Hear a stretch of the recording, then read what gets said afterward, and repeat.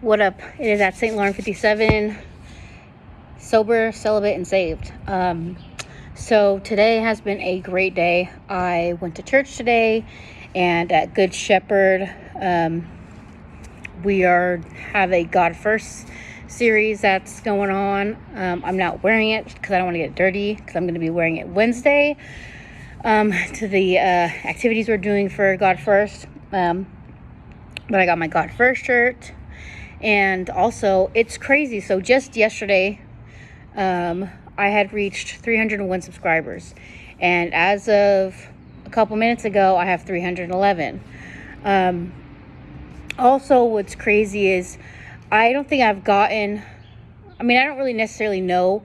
I don't understand why there's some comments I can't see on some of my videos, but that's okay. It's probably for the better. But... lately there's been quite a bit of comments and things on my videos, and it's pretty encouraging, even the ones that where you could tell people are they're speaking out of internal pain.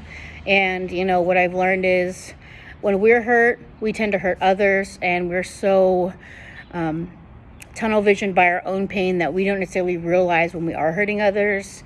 And a lot of us don't realize that when we are in pain and we aren't happy with ourselves, we tend to expel that onto the outside world. And it's a learned behavior. I've done it before. I do find that when I am in a low place and there's something that I'm challenged with, that I'm not happy with inside myself, I tend to notice that I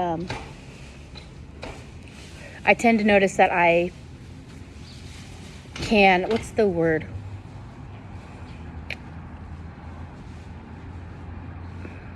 I might see that in someone else and might have be quick to judge. And then I realize I'm only acting and feeling that way because it's something I see inside myself that I'm not happy with, right? So, but it's okay, because it's just interesting to kind of see the explosion happen, and that might seem very little to to some people, but this has been a very long journey, and I feel like today is a great day to start kind of talking. Like I had expressed about how I was going to jump on here and I was going to make a video and I was going to discuss how my channel started for a lot of these, new subscribers and new viewers who are really enjoying the material that I'm sharing. Just to kind of give a little bit of a background and kind of bring everyone, get everyone kind of caught up with how this started, and it didn't always look this way. And so I figured it's probably going to split it in 3 different parts.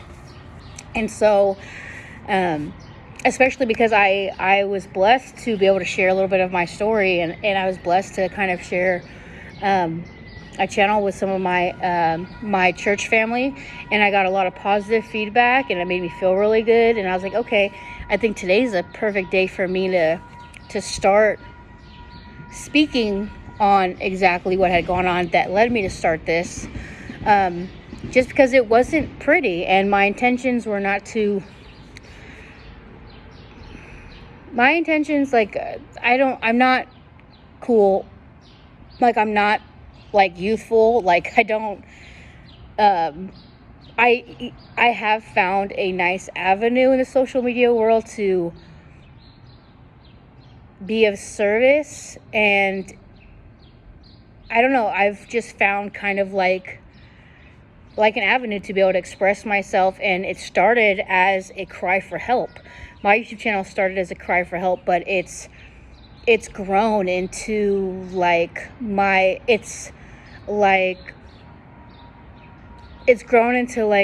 journey. It's grown to show where I am now, where I was then and where I am now. And so, yeah, anyways, but how this started, like I said, it was not very pretty. So like I said, it was not a pretty place where this initial YouTube channel idea started. But let me just go back a little bit further. So in October of 2023, I got pulled over after taking my children to school. I got pulled over. One, I had a suspended license, and two, I had commitment time pending over me based off of a DUI that I got into October 12th of 2019, and I was charged with on December 21st of 2021. I had gone in and out of court. I had already tried to turn myself in 3 times for the commitment time. I was turned away. I had asked for community service, and then I did multiple things to try to reach my public defender so that I, could get help, because lots of places weren't taking court ordered hours. And then it landed me into a court date in March of 2023, where basically I just had a judge who didn't overlook my case whatsoever, assumed that I had community service since 2019 and hadn't completed any of it, but I hadn't been assigned my community service until November of 2022. And so it was a disaster. It was an emotional, I was so upset. I had been doing so much work. I had, anyway, so without, I was working back and forth with the supervisor. Her name was Christina Nguyen Long, I believe was her name. She was a supervisor at the public defender's office, trying to get some resolution, trying to see if there was going to be another court date. Because my public defender was too scared to speak to the judge. He didn't advocate for myself. He told me I couldn't advocate for myself. And the Sacramento justice system is just, I swear, unless you, some people get lucky, but unless you have money, it's just a disaster. You know what I'm saying? Especially if you don't have any guidance. So, but anyways, so I got pulled over. My car got towed. I spent 47 days in jail. Now, the main thing is, while I was in jail, it had been arranged without my permission, without my consent, and without my agreement, that my father would be staying at my apartment, because I did have a cat. And he was staying there. I guess he's the one who got my car out of the tow yard. And anyway, so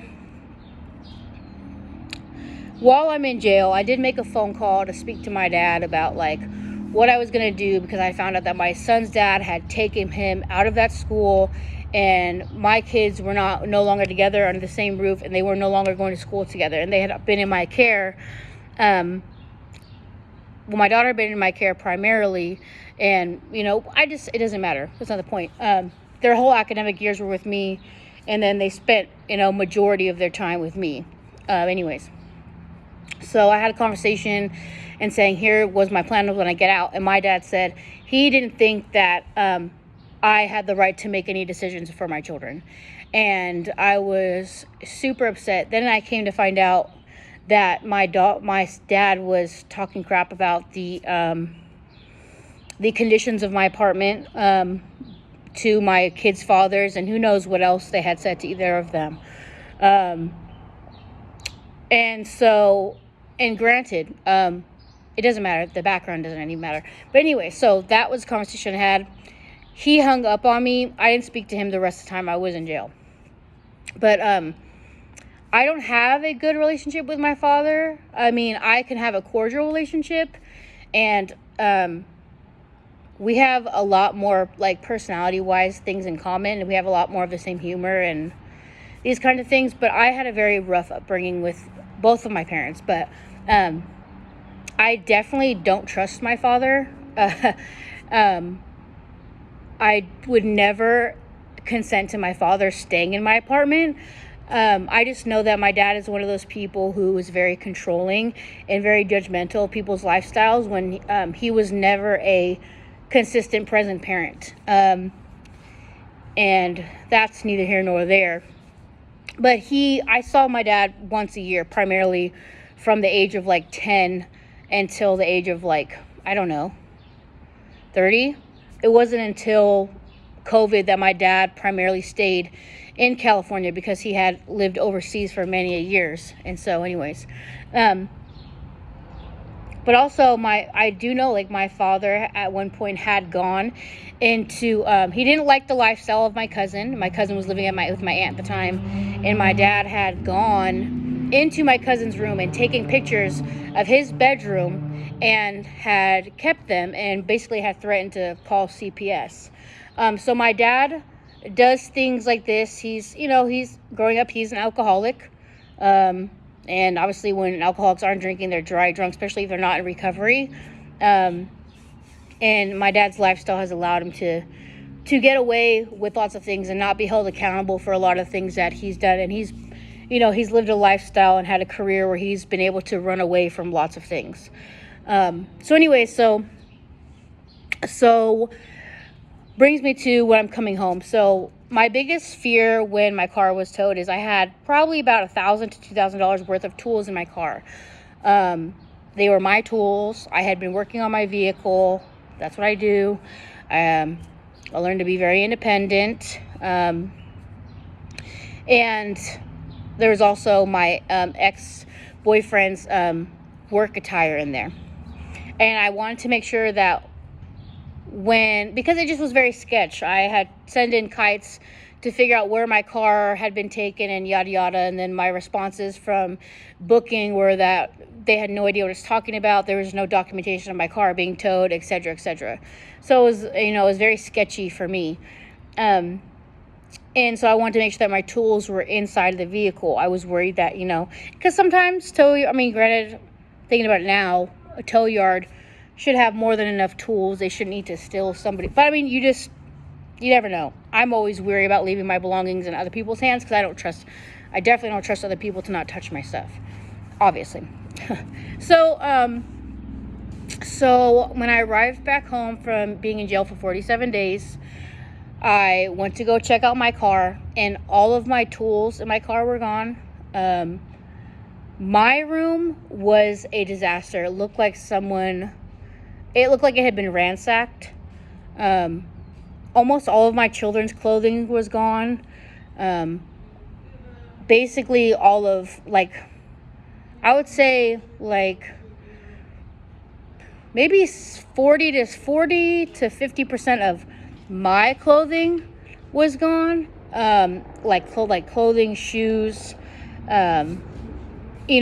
accessories. And then not only that, I had furniture that was missing, and things like that. And so when I got home, I was incredibly unhappy because my father was living in my apartment without my permission.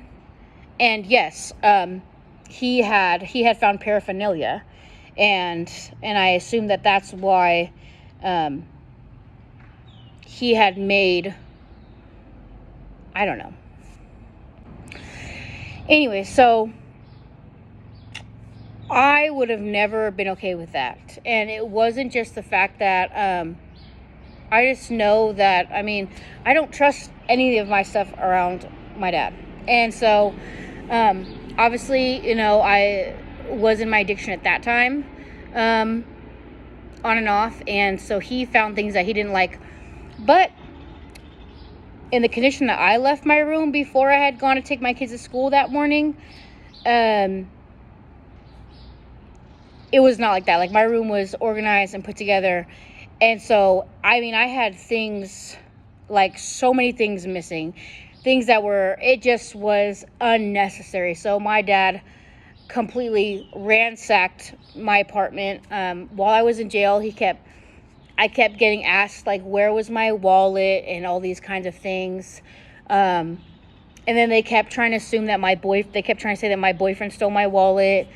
I honestly think that he tried to make it look like my boyfriend may have ransacked my room and stolen stuff. I think is what maybe he wanted me to think, or the plan he came up with, because my dad doesn't want people to know how sneaky he is and how passive aggressive he is. Anyways, so also when I had got back, not only was my room completely just destroyed, and not only did I have to deal with the fact that I have to endure my father under my roof, And the whole thing was that this is where they got me, is I just had to be grateful because nobody else was going to be able to pay my rent while I was gone. So I just had to be grateful. So I wasn't allowed, I didn't feel like I could speak up and advocate for myself. I just had to endure whatever my father's plan was because he was taking care of me. And so that was a real battle. I tell you that right now. That was the beginning of the end. Let me tell you this. So then I go to check on my car, and my dad had called my car a piece of crap and said that he didn't drive it but 2 blocks and it stopped working. He had to have it towed back to the house. He left it on the street instead of having it put back in my parking spot. Anyways, so, there was a flat, which I did have a tire that had a slow leak. I already knew that. But anyway, so I go to check on my car. All of my tools are gone. None of my tools are in my trunk. So I'm automatically pissed because, I really didn't think that my dad would steal from me. I could not believe what I came home to. Like, I could not believe. But this is the sickness that my father has. This was like reliving trauma. And this was this was really reliving trauma, having to be under the same roof with my father, who I absolutely dislike. I absolutely can't stand. I absolutely do not trust. And I absolutely do not want somebody who makes me feel uncomfortable controlling my life.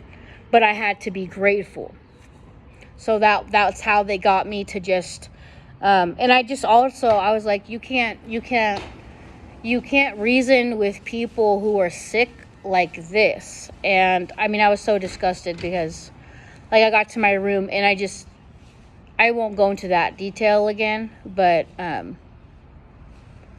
it was a normal father, a healthy father, even if he found things that maybe, this is not what a loving, caring parent does. And anyway, so I go to check on my car. Tools are gone. I'm like, all right, maybe it's out of oil, right? So I had bought some oil. I put it in the car, and I look, and underneath, all of my oil is spilling out. All of it. I was pissed because I had personally worked on my car, and then my ex had helped me.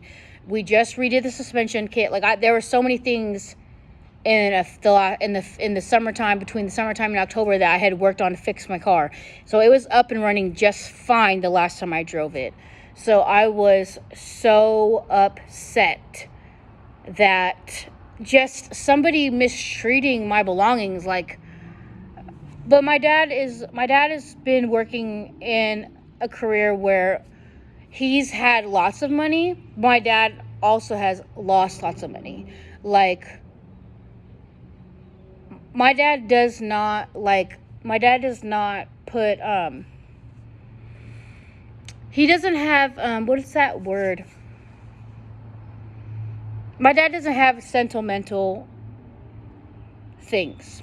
He doesn't. He travels too much. He doesn't have his feet planted anywhere. So my dad could go anywhere and spend any amount of money, and it wouldn't matter until he didn't have any more and he had to go in hiding. Because I've had that happen before, where he was helping, me, my son's father, and my sister out financially. We're all living together. And then one day the money doesn't come and we can't pay our rent. And thank God my sister had savings so that we were able to pay our rent until we left that apartment.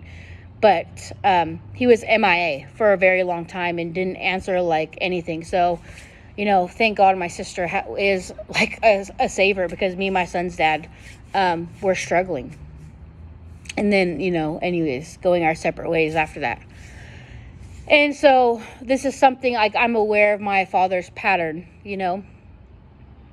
But that's what happened. That's what I came back home to. This is exactly what I didn't want. And my dad just said it was a piece of crap, and, I needed a better car. And so he was going to get me a car.